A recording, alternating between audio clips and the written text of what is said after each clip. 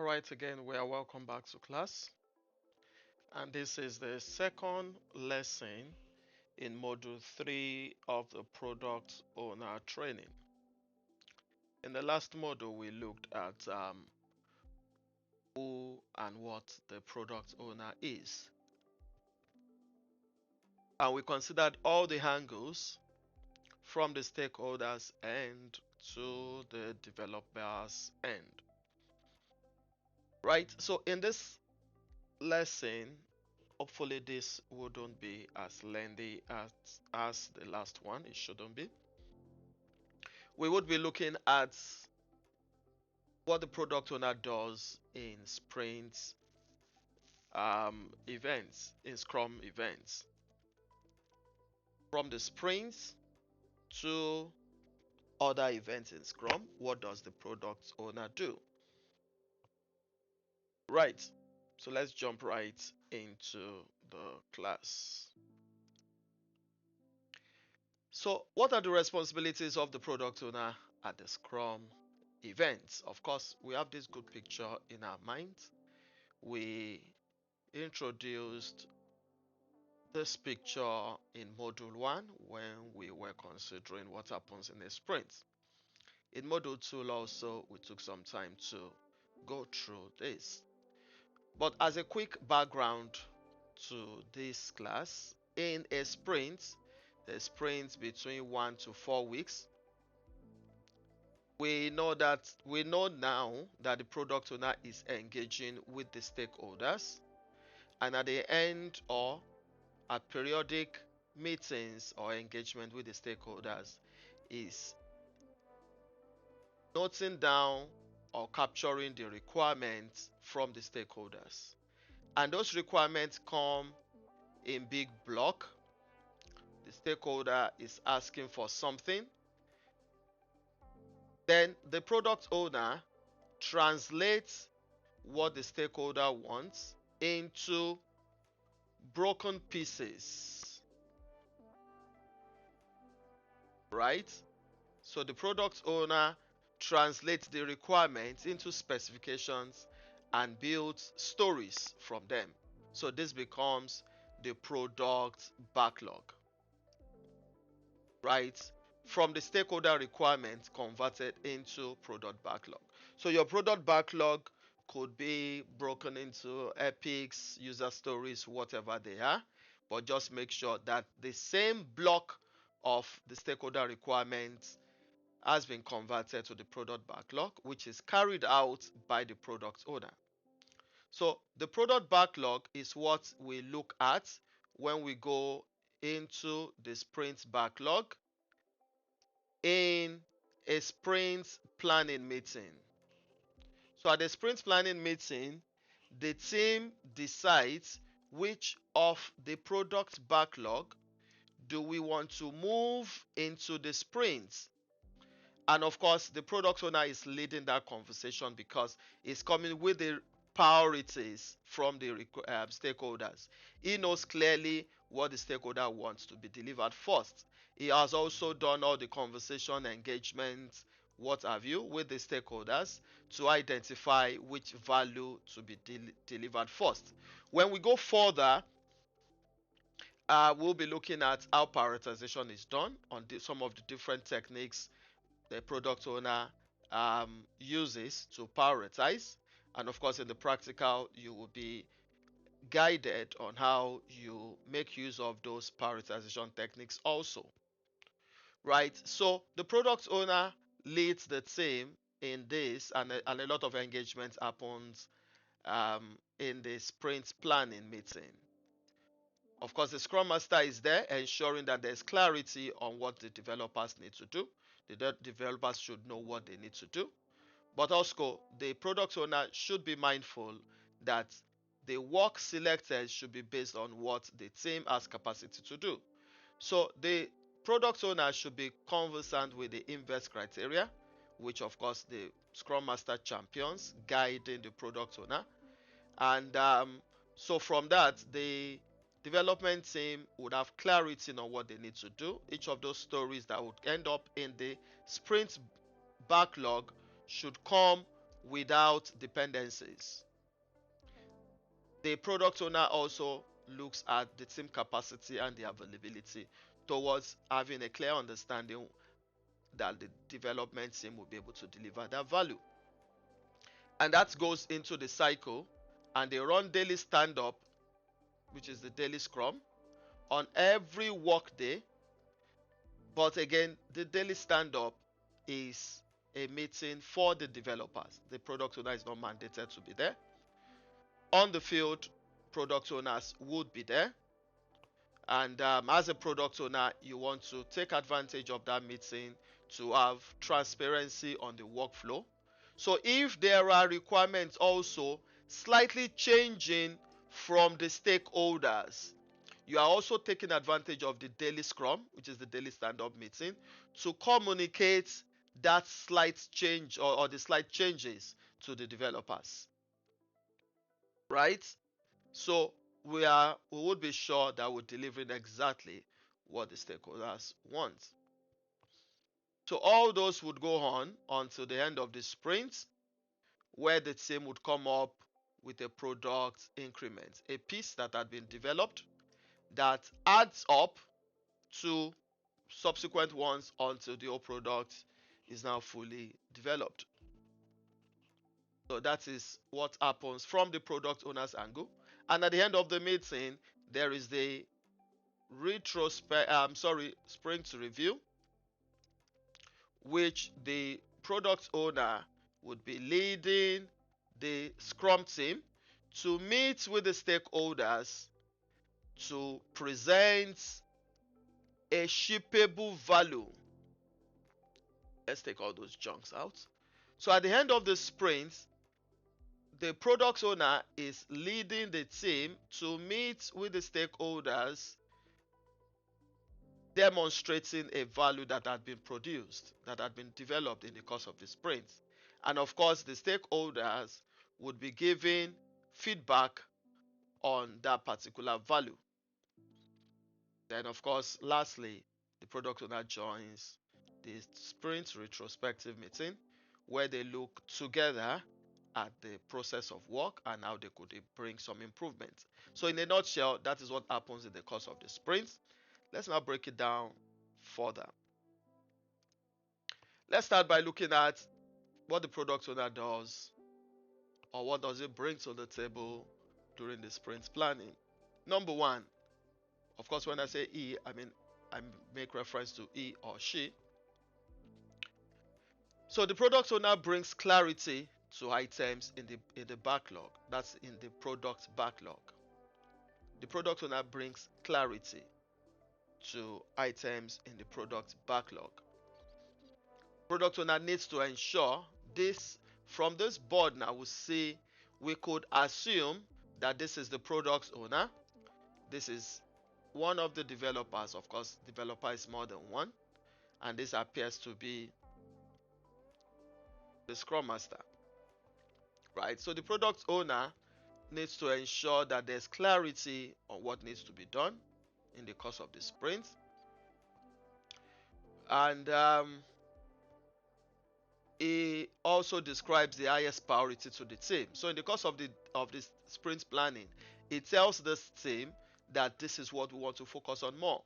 Depending on the kind of board we use in Jira, which we're using for this particular training, in practicals, you would get to the point where you can add priorities to each of those stories. So what makes work more transparent is that the product owner is making emphasis on the priorities, but that could also be captured on the board where the members of the team would know which stories which stories have the higher priorities. So the developers want to focus on the stories with higher priorities first before delivering all other stories. Then of course it checks for each story's alignment to the product's goal. This is very important. This is very important. It needs to make sure that each of those stories is aligned to the product's goal. The product's goal breaks into the sprint goal. So from the product backlog is making sure that that particular piece of story, user story, or work items or work item aligns with the product goal, the ultimate goal of the product, right? Then it determines which story would come into the sprint based on the team's velocity, capacity, and availability. We've dealt on what these mean, the team velocity looking at what the team had been able to deliver in the past to have an understanding of the total estimated work items delivered. The team capacity is what they have ability to do, what they have the skill set to deliver, and then the availability is who is available to deliver what. Then, of course, it ensures each story aligns with the invest criteria. So the product owner is doing all this during the sprint planning. When you get to the to the practicals, you would have your chance to roll in the course of the sprint as a product owner. So you should know all this that the product owner needs to do. It's in the sprint planning also, while we try to which of it is it now? I spoke about estimation, the highest priority, and what needs to be done. um okay, based on this, then when it comes to estimation, you would be leading the team to use planning poker as a board, a tool to bring about consensus to the product work. As we go further still, we'll be looking at the planning poker as one of the techniques or the tools to use in prioritization. But just know you note all these, and these are those things you are expected to carry out during your practicals. Let's go further. So from here, the product owner, what does it do during the daily scrum? Of course, I've made mention again and again that one, the product owner is not mandated to be at sprint planning. Daily scrum or daily stand up, because the daily stand up is a meeting for the developers, clearly for the developers, to align with themselves, to update themselves on progress. But the scrum master is joining them because it's supporting them to deliver. So when there are issues, he should know how to quickly look at those. On the practice, the product owner also joins the daily scrum, because it gives the product owner that transparency into the work pattern to begin to know what the team had been focusing on. So he has the optional participation, and while he's participating, he's bringing clarity. There are times in the course of the sprint that a developer has started work on something and he needs further clarity on it. While the product owner is there, he's able to shed some more light. Oh, this is clearly what the stakeholders want. So the product owner is joining the daily stand up to bring clarity to the workflow. The product owner has the advantage of, to have mentioned this, of having transparency on the work and understanding progress or what had been achieved. And as I mentioned earlier, it takes advantage of the daily scrum also to bring slight changes in the requirements to the team. When those changes coming from the stakeholders are of high priority, something that needs to be quickly adjusted to. For instance, we decided that we are going to um, fix internal doors to the rooms in a house, using building a house as an illustration. We decided this week we are fixing all the internal doors, and that is had been captured in our story. few days to us committing to that particular work item, because that's not the only work item on the board, but few days before committing into that work item, the stakeholder gets across to say, please ensure that all the doors open outside. That is a slight change in the requirements. Perhaps in the previous story that was not clear, or perhaps in the previous story some opens outside, some open inside. But this time around, the stakeholder is communicating clearly that please let all the doors, internal doors, open outside. That is a slight requirement change.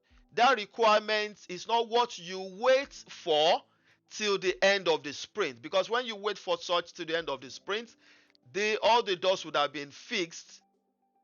The requirement change had been communicated earlier. You do not now want the stakeholders to see that done at the sprint review, only to say, oh, but I communicated to you that all the doors should be open outside. So for such slight change that is of higher priority, then mind you, we've always emphasized that all the stories should be adaptive, should be flexible to accommodate change. So the product owner is bringing that to the team even in the course of the sprints, and that is giving the team value to adopt um, and adjust to those changes. Then from there we go to what the sprint product owner does at the sprint review meeting. There are two that I've always mentioned. Of course, we know what the sprint review meeting is for. It comes at the end of the sprint when we've fully delivered a value, an increment, and we as a team, as a Scrum team, the team is now meeting with the stakeholders to demonstrate what value had been done. There are two things we capture there, amongst other things that the product owner would do in that sprint review. The first one is the product owner explains what product backlog item had been done and what has not been done. And I mentioned that while we were going through what the sprint review itself is, that the first phase of it is to align workflow, is to make workflow transparent to the stakeholders in such a way that the team comes up to say, oh, in the last sprint or this current sprint that is ending, these are the total work items we committed to, and in the course of the sprint we're able to finish this. These are the ones who have not finished. So we are looking at these ones in the next sprint, and we'll be doing this and blah blah blah blah and the rest. So the product owner is leading the team to communicate what from the product backlog had been completed, what is left to be done. Then two, the product owner discusses the product backlogs at its stand. He or she also projects likely target for delivering data based on progress that has been made. Those two.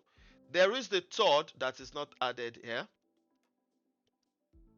which talks about the demonstration. So the product owner also comes back to lead the demonstration of that particular value that had been done.